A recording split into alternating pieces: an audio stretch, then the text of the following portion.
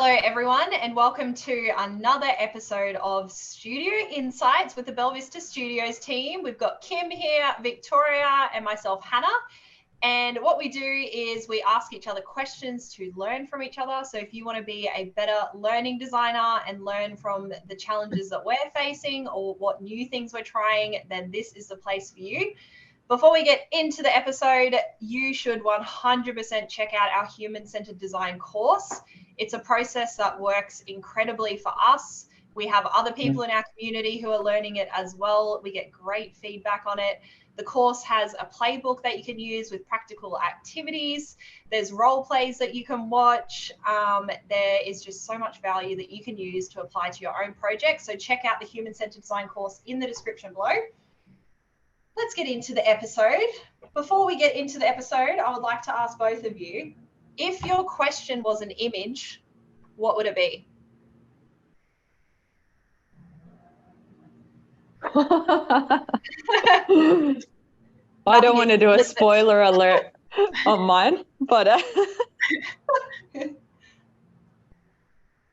you ever see those images where it's like an outline of a person and then there's like the universe is like going through their like skull and then it's like just expanding into the universe? Oh, yes. Yeah. Wow. And Vic, my question is coming your way, so good luck, buddy.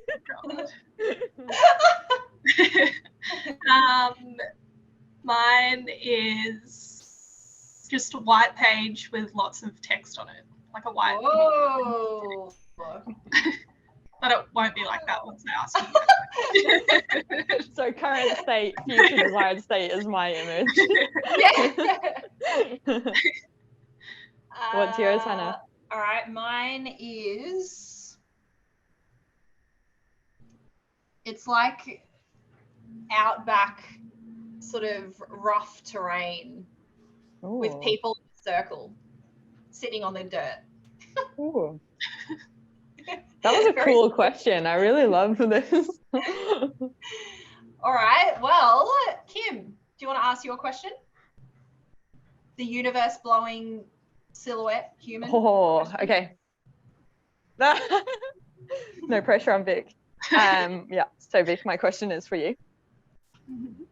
This last week, you got to experience the benefits of having an approved success statement in a meeting with a client. I can share context if we need more or for the listeners, but I want to know, what is your reflections on the benefit of having an approved success statement? Because we had people basically, I'll just put it out there, people saying, why are you creating this training? Yeah. How are we here? Where did we get to when we've just handed over the draft one of storyboard version 1? Yeah. Well, I guess like the key thing is we had something to refer back to, and that like validated that every decision we'd made, every action we'd taken, every bit of like content that we'd given to them was in there to serve like that key purpose. And like going back from that, we'd got into that success statement through like workshops with their team and like contributions from them. So it's not only like, yeah, we've stuck to this thing, it's like you guys produced this thing like with our support. So I guess it was beneficial because I think it took away like some of whatever was playing out for them, whether it was like doubts in what we'd done or just like confusion or questions or anything like that. Like I felt like at the end of it had removed that whatever was going on for them because they could see, like understand our process and see why we'd done what we'd done, and they were like on board with it as well. Just from like just reading that success statement, they could see and understand why we'd done what we had.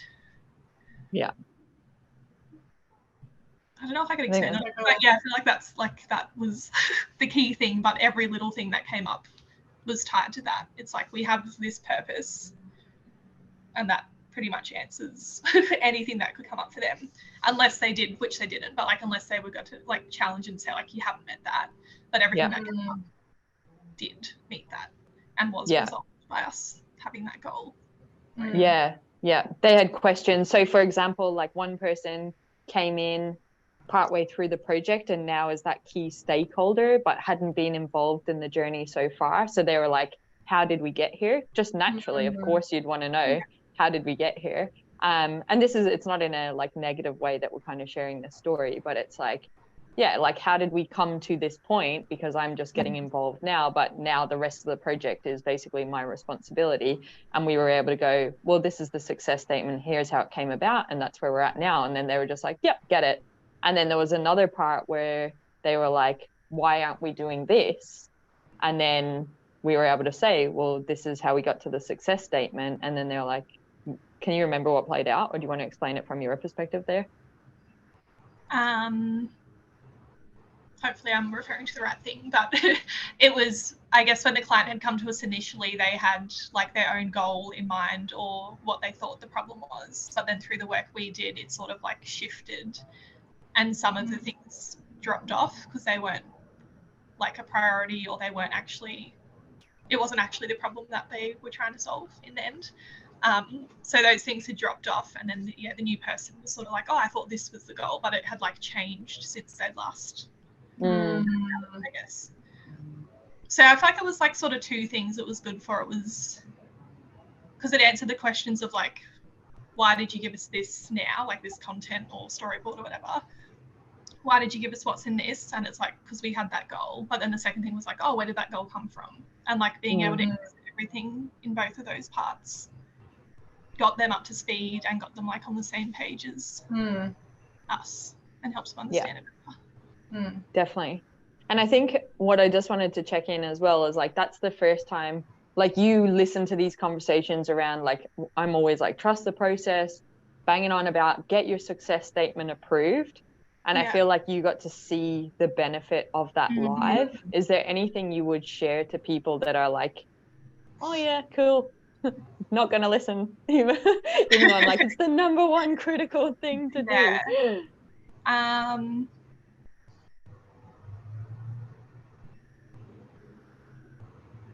I guess something that came up for me is someone who I guess isn't always part of those conversations is like, not only is it important to have it, but to stick to it. Because some of the things they raised in my head, I was like, oh crap, what are we going to do? Oh, we didn't do that. Oh, like they're saying we've missed this. But it's like, no, we did do, like we got to this. Yeah, it's all trusting the process. Like we got to this, where we are now for a reason. Like we were guided by something. So don't question that, because like it was approved, it was agreed on by everyone. We wouldn't have gone on and done all this work if that wasn't like the right for us to do. So yeah, it's like trust the process, get the stuff like that approved that you need to, because then it does give you a bit of like, you can push back because you've got like concrete, something concrete to work from, and everything that's gone into it is like solid as well. Yeah, that's cool. Thank you. Well, anyone listening who would like to learn how to do a success statement, that is in our Human-Centered Design online course. So if you want to learn how to create a statement like that, keep your stakeholders informed and be able to deal with things like that come up and help people understand what problem you're solving, keep yourself accountable, 100% check out the Human-Centered Design course, because we show you exactly how to do that. We show definitely how to get the information on how to get it. So, and even if you get the free preview, the 5 questions that we ask to get to a point of a success statement, that's in the free preview. So go watch that. If you want to know how to do it, you have to go into the cohort, because I've got to coach people through it. It's more complex. But the online course definitely tells you how to extract the right information. Maybe you're able to do it yourself and figure out your own success statement and learning objectives. But if you're not, that's where the value of the cohort is, because it's the group coaching or the personal coaching where we do it with you. But 100%, like the free preview is there. We ask questions, we define success. It's locked in. When a stakeholder says, I don't know, I think this is missing from success. And then in our meeting, they went off on the side and tried to validate it. And then they're like, actually, no, I have no concerns, because I can see why this thing here isn't helping us achieve success. And that was the end of the conversation. So we didn't even have to tell them, they worked it out themselves. So that was really brilliant, because it could have been like an uncomfortable kind of scope question or resistance or anything. I think with it as well, I feel like your confidence in communicating stuff helped, Kim, because I think they mentioned a specific phrase for something that they thought was in the project, and it wasn't like mentioned in the success statement. And you were a bit like, oh yeah, I think that was brought up like in their very initial like conversations, but then it dropped off. And even though you couldn't like 100% say, oh, they said this at this time and then they said this at this time, just being able to say that, like, you sort of acknowledge like, oh, that was mentioned, but it's dropped off. And then, wait, what was I going with that? I think when he went off and like did some research, he's like, oh, I can see we've got like another initiative that's targeting that stuff. So it's like even though you didn't know like the specifics of every single thing that had happened or why like specific things were left off, it was like, it's not in there, so like it wouldn't be in there for a reason. And then it turns out like they're doing their own internal thing for that part. We would never know. We just know like we haven't covered it for a reason. Like I think that was helpful as well. No, you're so right. That is so true. Because I remember it and I was like, yeah, what the hell? And then I was like, there was such a huge emphasis on that. And then I was like, oh God, I could get lost in the detail and try and figure out what happened in workshops or what happened in emails. And then I was like, no, like the process gets us to this point.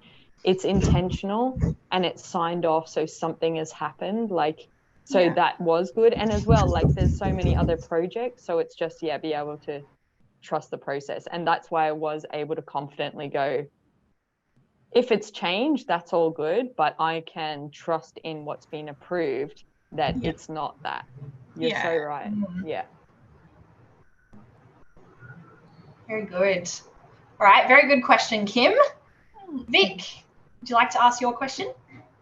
Yes, mine is for both of you. It can be kind of like rapid fire. I'm just looking for ideas, sort of. Okay. So I'm turning what's currently like a Word document with text, tables, that sort of stuff into something pretty easy to use, and like where possible, like easier to use in like if there's icons or things to make complex sort of text into something usable. Sorry, I think I just repeated that a few times. That's like the gist of it. But I want your like ideas of what tools or resources or whatever you look at to get ideas, because like there's quite a bit of text and it's like I don't want repetitive like, oh, I've turned this into a triangle, like I don't want 50 triangles on the thing, like that kind of, does that make sense? Like where to get different ideas for stuff like that, design stuff like that. Just on that, I would call attention to don't try to just jazz it up for the sake of it. So there I'd be saying it's okay sometimes to have repeatable things because we make connections and patterns. So I'd definitely be questioning myself, am I looking for ideas because I'm bored of creating that thing? And that's why I want to jazz it up, or brain fart. Or am I looking because it needs to be distinguishable? Yeah. And now I will come into your question. Yeah, thank you. And when I was trying to say like easy to use, that's what I was trying to get at. Like it's not for no reason. There's an intent behind it, but I'm sharing for the benefit of our listeners as well that might not think that way, because I know that's something we do good in our team.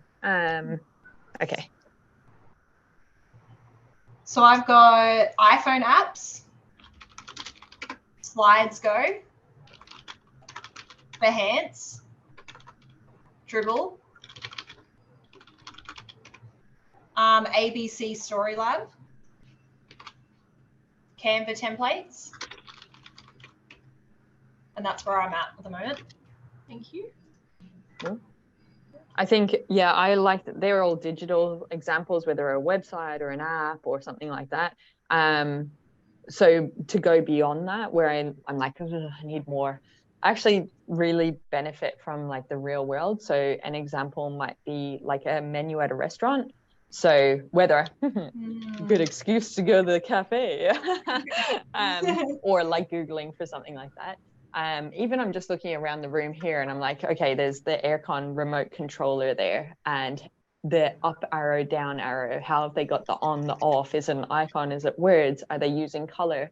So I'm looking at things like that. They've also got some QR codes for booking in and making choices and paying for stuff. And I'm looking at the layout on that. I look around.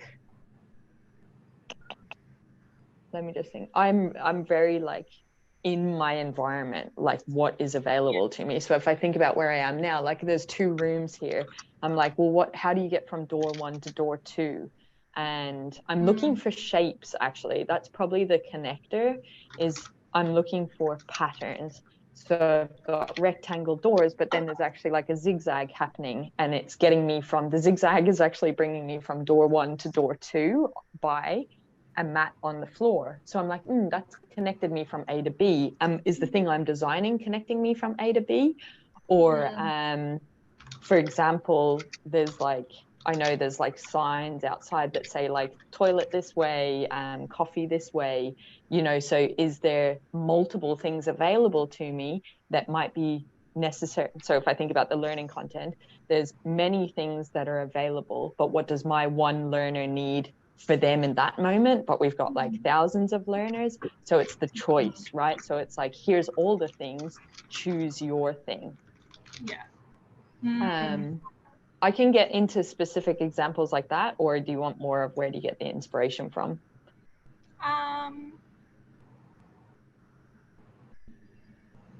Or have you got enough? More inspiration, I would say. But yeah, I feel like I have enough to go with now.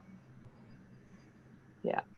I'm definitely like, it's what's all around me. I'm going to galleries. I'm paying attention in the supermarket to like the shelves and like the products and things like that. And then anytime I see something, I always save it. Like I take a photo and I save, and then I'm going like, and I've categorized them. So if it's like cool UI, or if it's cool storytelling, cool visual, so that the next time I'm looking for that, I've got the album ready to go, and I just scroll through and I'm like, that's the thing.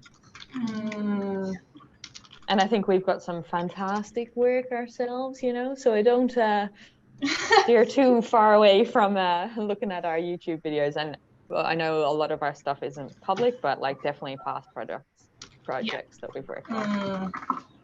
Yeah, thank you. Thanks for that. Oh, good. All right. My question is for Kim. So Kim, you have been reading a book, I think it's called Sand Talk. So it's all around how Indigenous thinking can save the world. And I was just wanting to know like what you've learnt from that book and how we might apply it to our projects. Okay.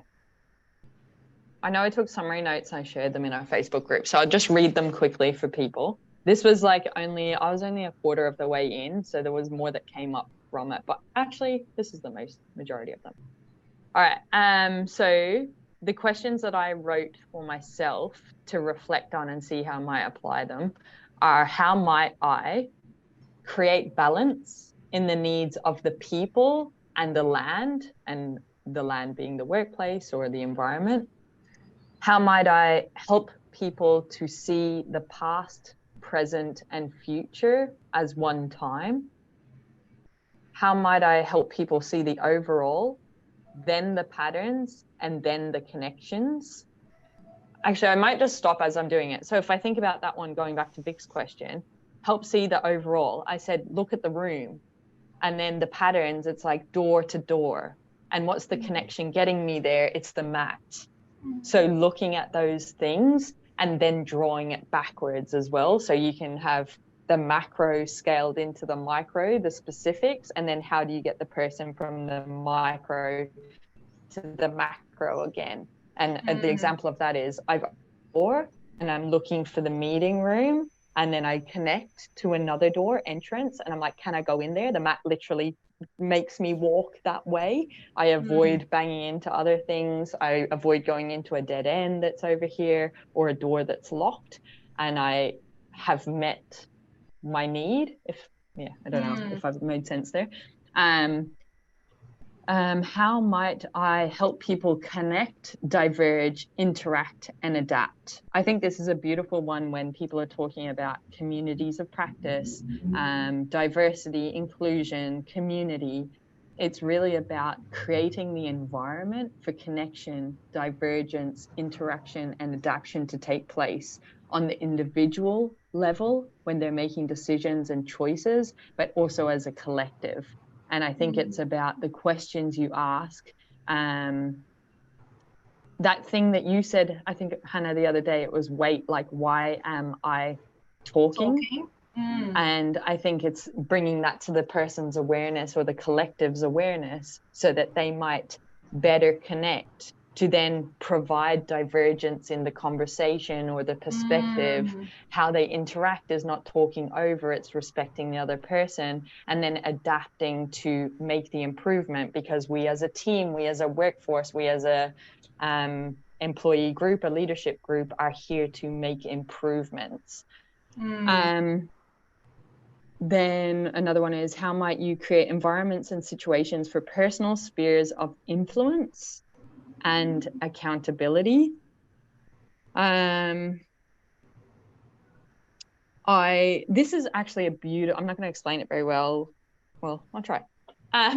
This is a beautiful concept where I believe in Indigenous cultures, they have this idea of 3 generations, and then I want to say, like, recycle the role. So what that looks like is just say grandmother, mother, daughter. And then the daughter becomes the grandmother again.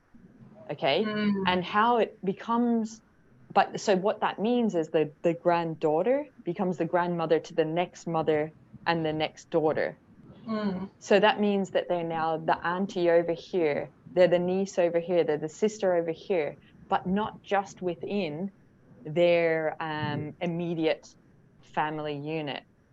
So when I think about that, I think that's such a beautiful kind of role of, let me finish that thought. Because then what you do is you're the teacher as the person with the wisdom. I'm in the grandmother role in this conversation. Here's my experience. I share. I'm the teacher. I don't want you to make the same mistakes that I did. And then when you go to, for example, I'm the granddaughter and I'm in the granddaughter role right now. I'm here, I'm learning, I make mistakes, I ask for help. I can't do it by myself, okay?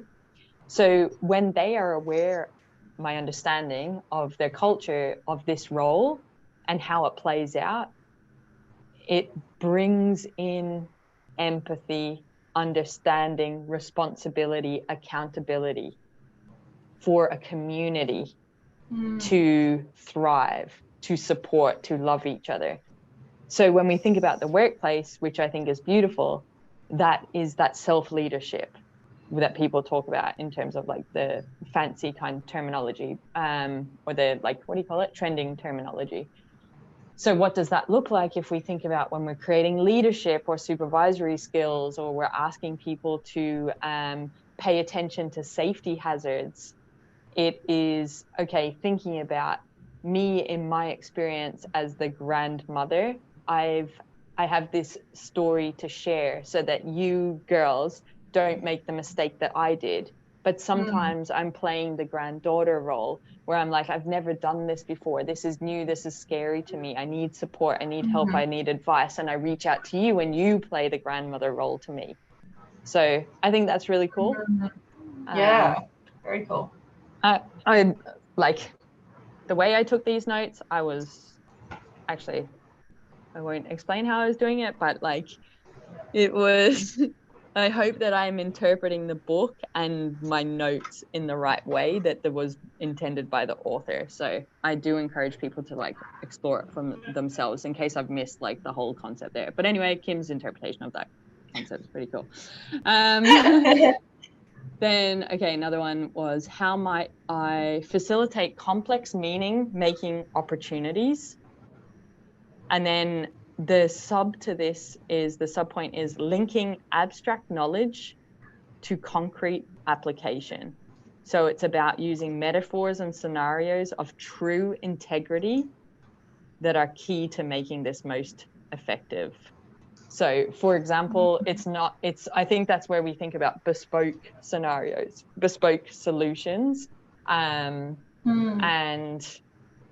really where we are so big on it is that human-centered approach, right? Because we're saying we go to the people and we find out what it looks like in their workplace and what are the scenarios and complex and challenging situations that occur in your role, in your day-to-day life. Why are you not doing what you're supposed to be doing now?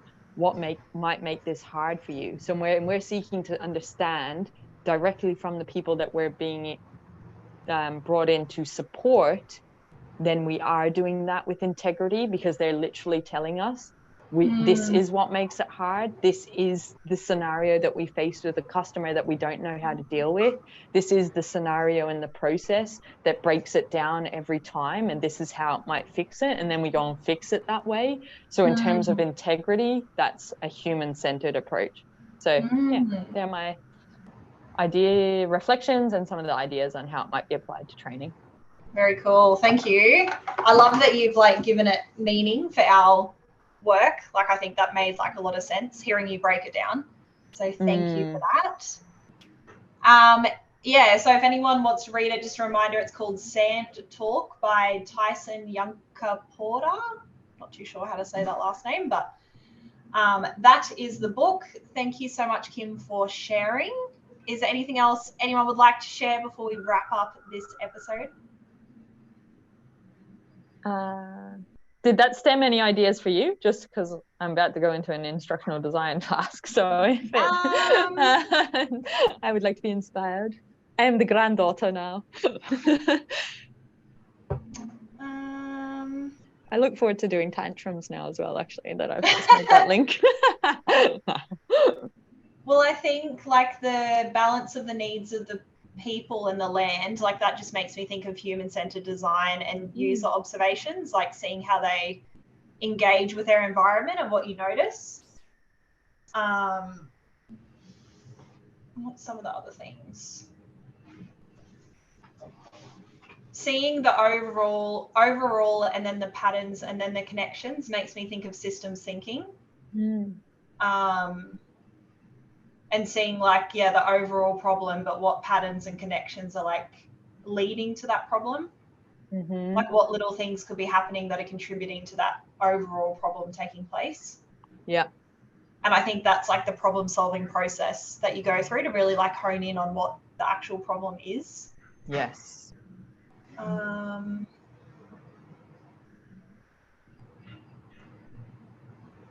I really liked like the linking the abstract knowledge, so like the metaphors and things like that. And I think that's something we have tried to do a little bit more in our projects. So like when you have a concept that you're trying to teach, rather than just like saying it as it is, like think about a story or a situation that people can relate to that like would happen in their world and use that to explain it. Yeah.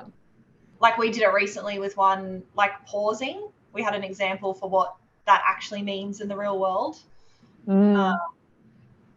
So just thinking about how you can make it relatable for the end user. I didn't fully understand helping people see the past, present, and future as one time. I couldn't quite comprehend that. So I don't know if you have another way to explain it. Well, I don't know. I just was like, whoa, that's an interesting like way of looking at things. So I think that's why I wrote it down. But let me just give me a moment and I'll see if I can think of what that might look like. Sorry, can you read it again, Hannah, for me?